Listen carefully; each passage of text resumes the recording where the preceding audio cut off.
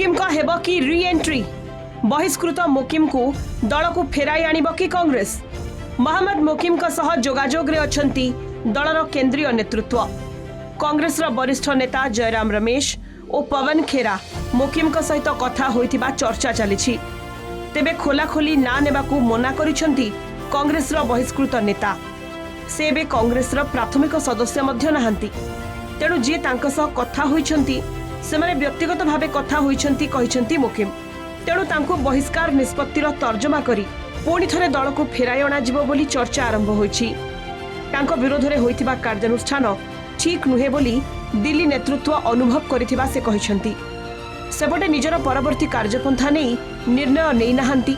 प्रथमे ओडिसा रे ground reality परखिबे बोली कहिछंती मोहम्मद मोकिम ए जो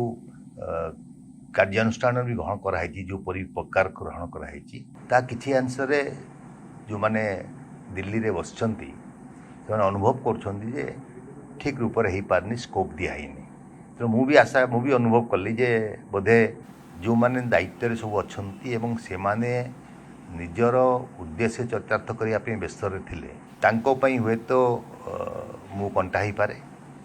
जोत पे कार्यक्रम करछंती तेणु मुझे ग्रहण करने तेणु कौन से आलोचना करिया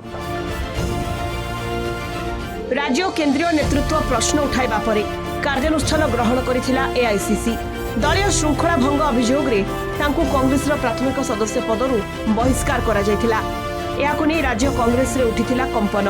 बहु वरिष्ठ नेता एनी मापिचुपी प्रतिक्रिया रखिथिले तेबे मोकिम का सपक्ष रे अनेक जुक्ति बाढिथिले राज्य रे कांग्रेस दुर्बल स्थिति रे रहितिबा बेले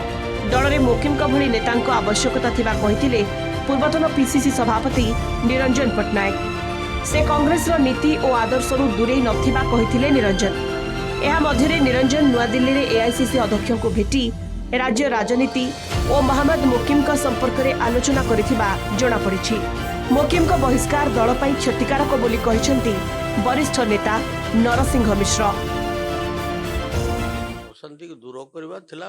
प्रथम कर्तव्य दल अधिक रु अधिक संगठित अधिक लोकों को आकर्षित एवं दल प्रति आनुगत्य करिवार होची दलर कर्तव्य बा नेतृमंडल कर्तव्य किंतु वक्तव्य कांग्रेस नीति आदर्श जो अलग से कथा कही ना तेणु that is a scope to unite him जड़े प्रदेश सभापति ठारू ए भाषा आशा करवा वृथा मो सांगे कौन आलोचना करना किसी कथबार्ता होना जी ठीक हो कि भूल हो दल यहाँ निश्चित भाव में क्षतिकारक का सांगे जोगाजोग करवा संभव नुहे कि जोगाजोग करने मु प्रस्तुत नुहे राज्य कांग्रेस रे नेतृत्व को प्रश्न उठाई सोनिया गांधी को चिट्ठी लिखिथिले मोहम्मद मोकिम 5 पृष्ठार चिट्ठी रे एआईसीसी अध्यक्ष खड़गे बयस राहुल का नेतृत्व आदि प्रसंग रे उल्लेख करथिले प्रियंका गांधी नेतृत्व रे दल आग को बढ़िबा को से प्रस्ताव देथिले किंतु 15 तारिख रे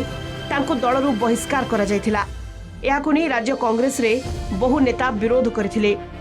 दिल्ली रा वरिष्ठ नेतांक सह आलोचना परे मोकिम कांग्रेस को फेरिबे कि से नै कल्पना जल्पना आरंभ होछि ब्यूरो इनपुट सह कटक रु विभूति साहू रिपोर्ट कलिंग टीवी।